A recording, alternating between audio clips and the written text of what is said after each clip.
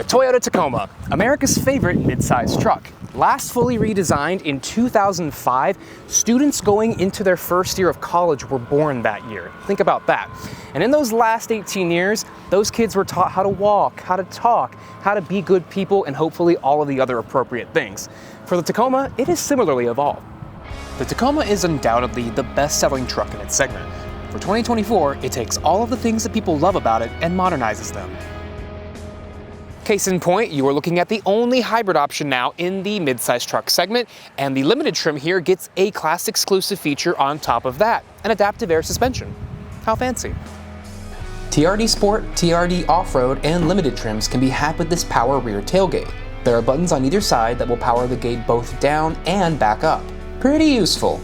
The new exterior design is unmistakable as a Tacoma, but the details are sharper, sportier, and simply cooler looking to these reviewers' eyes.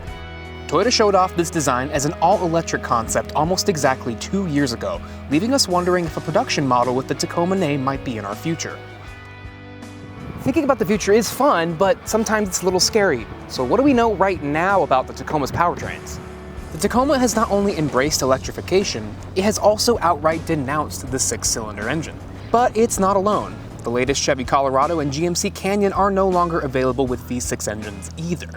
And like those models, the Tacoma with the base iForce engine runs a turbocharged 4-cylinder engine, in this case a 2.4-liter unit.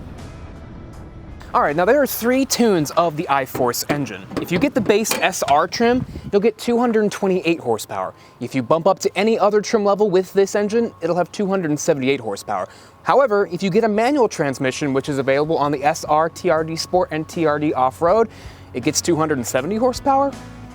All iForce Max hybrid engines produce the same horsepower and torque figures, but unfortunately, we will have to wait till next year to give those a try. For now, take in the beauty of the hybrid-only Trailhunter and TRD Pro trims, as well as the lovely numbers on your screen. As a previous owner of a 2016 model year Tacoma, which was the first year of the major refresh of the 2005 model truck, the first thing that I was looking for in this combination of the 2.4-liter turbo and the 8-speed automatic was responsiveness, and I think I found it. Speaking of a 2016 Tacoma, if you are in the market for a used Tacoma, or any other model for that matter, feel free to click the link up above to find out what we at Kelley Blue Book deem to be the fair purchase price. There should also be a link down in the description for all the details.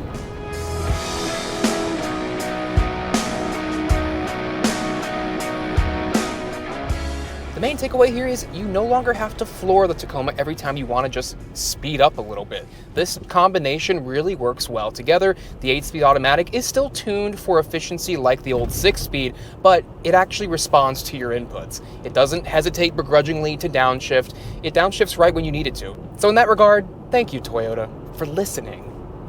Once you're underway, the Tacoma doesn't, of course, sound like a V6 anymore, but the engine note is pleasant. It's not too rough or gruff or anything like that. And again, this car gets out of its own way very easily, despite the weight difference between this and the old V6. Really, with the powertrain, I have no complaints so far.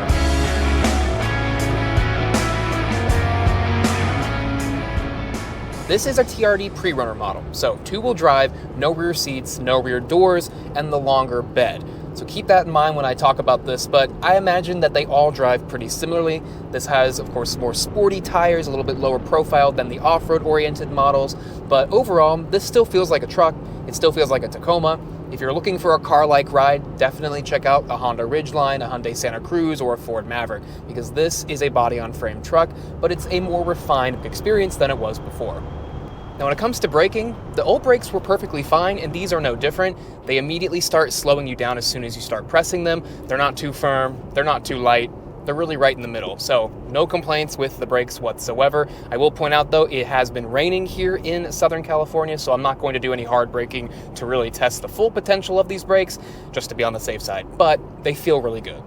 One thing to point out that is interesting is that this year, the Tacoma, even without the hybrid powertrain, is heavier overall than the old V6 Tacoma.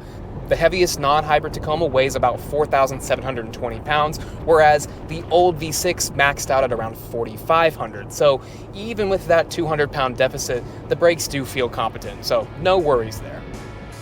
Steering feel on this particular model is pretty light, but no lighter than the old Tacomas. It's direct, so you don't feel like you're wallowing around on the highway and bouncing back and forth on the lane markers, but that's also aided by the fact that we have lane keeping assist and lane tracing assist. Tacomas with the iForce engine, non-hybrid, can tow up to 6,500 pounds. That is only though if you get the extra cab. The double cab can tow up to 6,400, so really not too much of a difference. All 2024 Tacomas come standard with Toyota Safety Sense 3.0, which is their suite of active safety features, and it's a really robust system. It's one of the best in the industry, and it's even better because it has this thing called proactive driving assist, and that is a feature that really helps you around town be a safer driver. Like adaptive cruise control, but just around town, it makes sure I maintain a safe distance between myself and the car in front of me at all times. Say you've sped up and you've caught up to a slower moving bit of traffic, the car will actually gently nudge you down to a lower speed. It won't fully bring you to a stop, so you do need to be prepared to actually brake the car if you get too close. But it's just one of those things that helps you in those extra fractions of a second when maybe something really interesting is going on the side of the road and you've looked over for a second and you've all of a sudden gotten really close to this car. The Toyota will actually stop you. And if you're driving in the curvy section of the road and you're going a little bit too fast, it will nudge you down to a slower speed there too. The point of it is being very gentle. It feels very natural. I really like that feature, and I think if you have it on your Toyota and you've turned it off, I think you're doing yourself a little bit of a disservice because it's a really nice feature. Driving the new Tacoma is a more comfortable experience than before too. These front seats are supportive and they don't feel like they're quite as low to the ground as before. Even though these are manual, you can adjust the height and the lumbar position. That awkward driving position for taller drivers that the old Tacoma was well known for will probably no longer be part of the conversation surrounding the new one. The Tacoma's interior is a really cool place to spend time. Depending on the trim, you might find fun colors on the dash, a red TRD engine start-stop button, and features like the massive 14-inch Toyota Audio multimedia display with wireless Apple CarPlay and Android Auto. The 12.3-inch customizable digital instrument cluster is standard on all trims but the base SR and the SR5. If you've used this display in the Tundra and Sequoia, this one should be very familiar. Do note that the trucks we were driving were very early production models, so some materials were not final, but the design you see here is what you're going to see when these get to dealers next year. The second row on double cab models is one area where Toyota didn't really make any leaps or bounds. It certainly doesn't feel any more spacious than the outgoing truck, but it doesn't necessarily feel much smaller either. Headroom for me at 5'9" is totally fine, but my legs are getting dangerously close to the front seat in my driving position. If you want gobs of legroom in your pickup, we still recommend stepping up to a half-ton like the Tundra. You do have two USB-C ports back here though, which is a nice touch.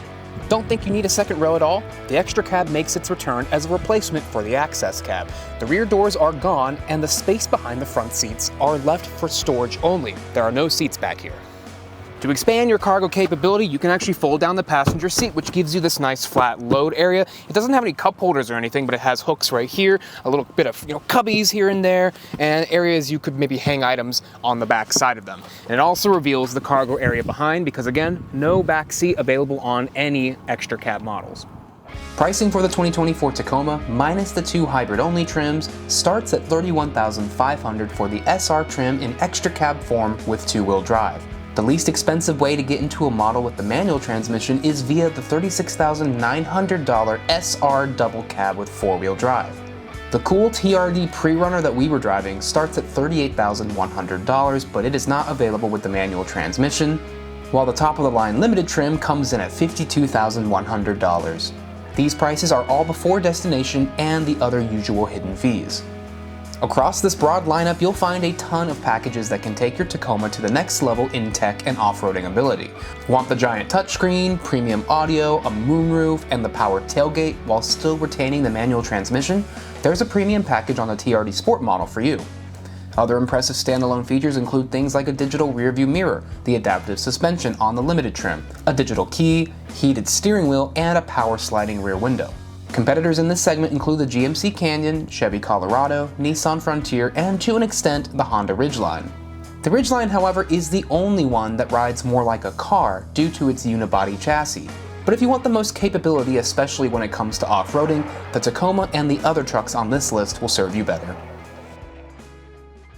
So, does the 2024 Tacoma improve upon its predecessor? Well, there's a lot to like and not much not to like. So I have no problem saying that yes, this 2024 Tacoma is better than the 2023 model.